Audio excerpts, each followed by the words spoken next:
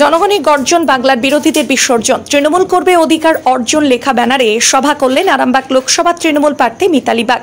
সঙ্গে ছিলেন তারকেশ্বর বিধায়ক রামেন্দু সিংহ রায়, চন্দ্রকোনা বিধায়ক জেলা পরিষদের সদস্য শাহিনা সুলতানা, খানাকুল 1 ব্লক সভাপতি দীপেন মাইতি, 2 ব্লক সভাপতি রমেন প্রামাণিক সহ দলের বিভিন্ন পদাধিকার, নেতা নেত্রী সহ দলীয় কর্মীরা। কর্মীদের লড়াই মিতালিকে জেতানো। তাদের বক্তব্য, একদম পাতি ঘরের বাংলার মেয়েকে আমরা জেতাবই। তারই আজ অঙ্গীকার দলীয় কর্মী সভা থেকে। প্রার্থী প্রচারে দেওয়ালে নাম লিখে মঞ্চ থেকে কি জানালেন তৃণমূল প্রার্থী মিতালি বাগ, দেখুন। ব্যুরো রিপোর্ট, নিউজ অগ্নি। নামে নয়, কাজের সাংবাদিকতা। এটা রাজা রামমোহনের মাটি, এবার নিচে আছেন আমার অনেক বয়োজ্যেষ্ঠরা। তো আমি আগে নতশির শতকোটি প্রণাম জানাই।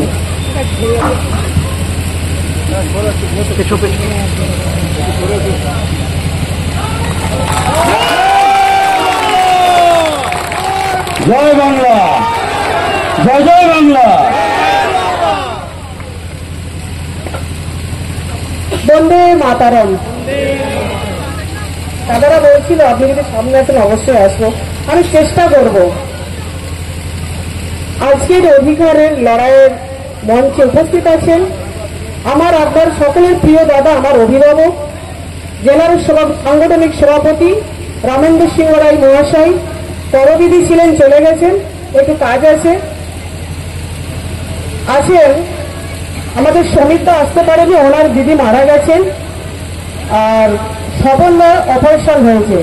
আমাদের মধ্যে আছেন কৃষ্ণদা থেকে শুরু করে, অরূপদা থেকে শুরু করে, পলাশদা থেকে শুরু করে, আমাদের উপাধ্যক্ষ সে শুরু করে, রাঙ্গাদা থেকে শুরু করে আমার জেলা পরিষদের সমস্ত টিম এবং বিভিন্ন আমার আছেন আরেক দাদা উত্তম আইন টুটুসির সভাপতি।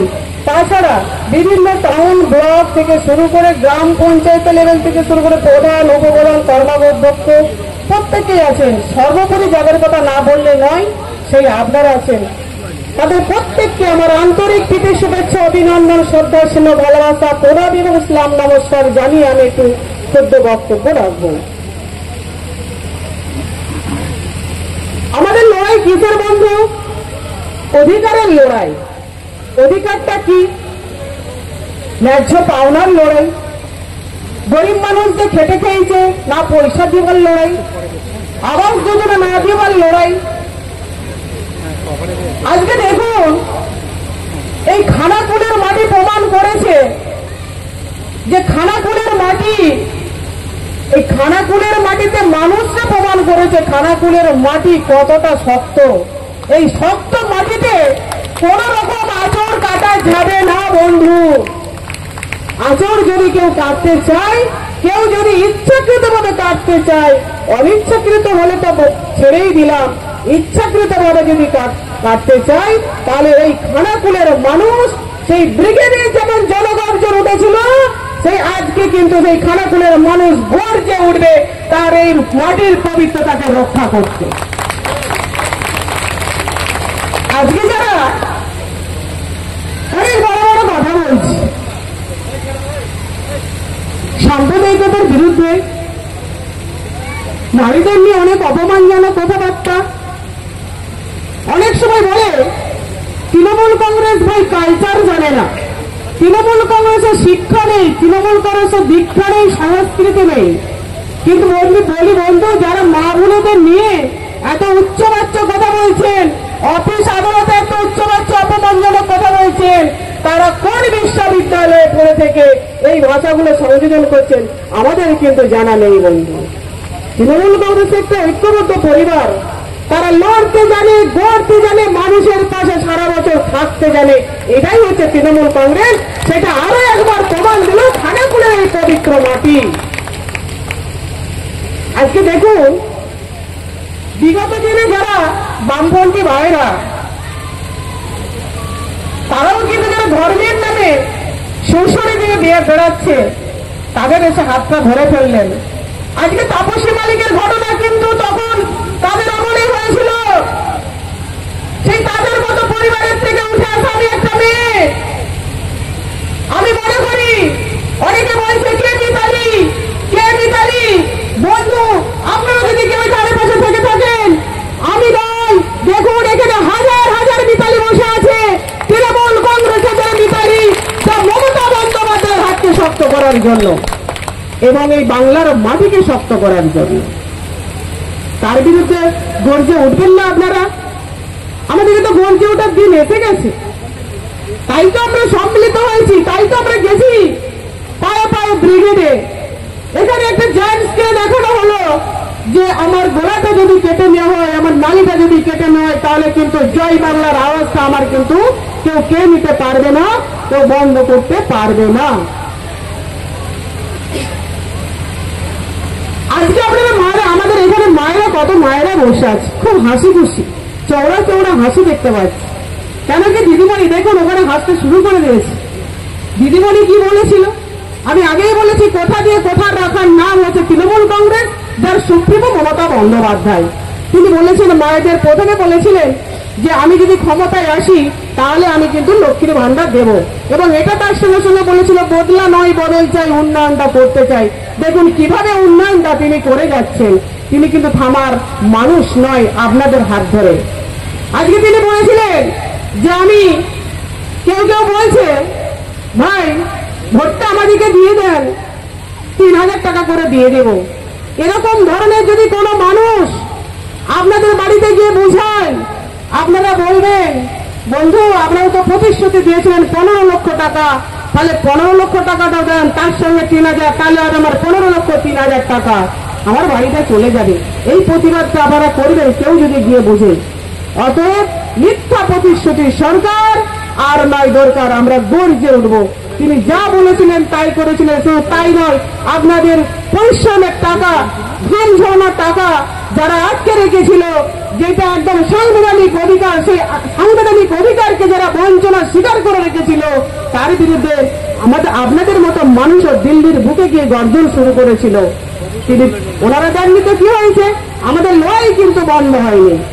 তিনি কিন্তু আপনাদের কথা ভেবে, গরিব মানুষের কথা ভেবে উনি কিন্তু 100 দিনের টাকাটা কিন্তু দিয়ে দিয়েছেন। শুধু 100 দিনের টাকাটাই দেয়নি বন্ধু, যাতে শ্রমের ব্যবস্থা করা যায়, গরিব মানুষ যাতে খেতে পারলে দুবেলা দুমুঠো খেতে পারে, তার জন্য তাও তিনি ব্যবস্থা করেছেন।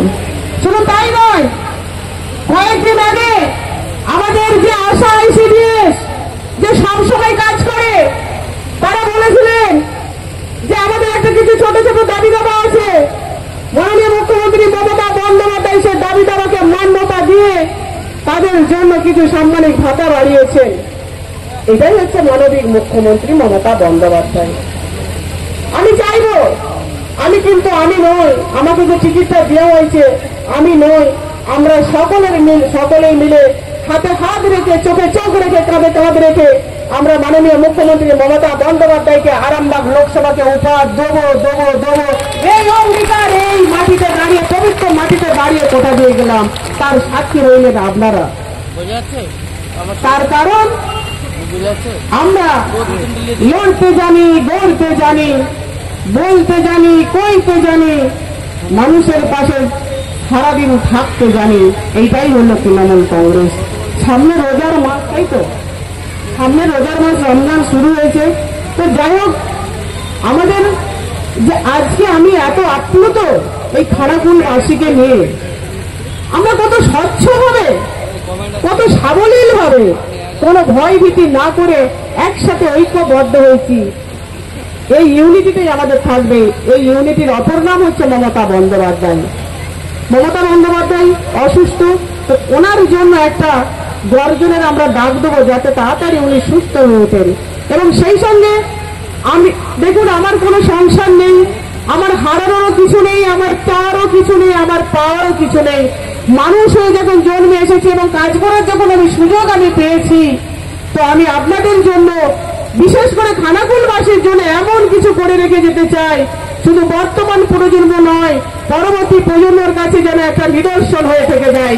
তার জন্য আপনারা সকলেই আমাকে দুহাত ধরে আশীর্বাদ করবেন এবং কাজ করার একটা সুযোগ দেবেন। জায়গার বক্তব্য দীর্ঘায়িত করবো না, রমজান মাসের সময় হয়ে আসছে।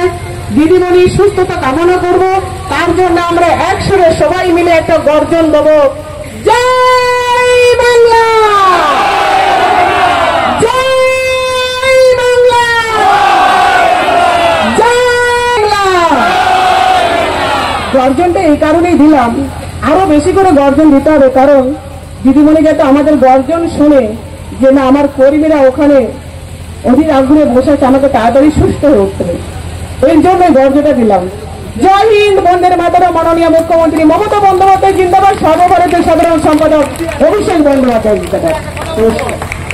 মানে মসজিদ, সেখানে আমার ভাইজানেরা জুম্মাবারে নামাজ পড়ে আল্লাহ তাআলার কাছে দোয়া চায় বিশ্ব শান্তির জন্য। শ্রীঘর চার্চ অর্থাৎ যীশু খ্রিস্টকে ভগবান ভেবে খ্রিস্ট ধর্মের মানুষেরা উপাসনা করে। আমাদের এই দল সর্বধর্মের সমন্বয়ে তৈরি। মমতা ব্যানার্জি, অভিষেক ব্যানার্জি, তৃণমূল কংগ্রেস। হ্যাঁ।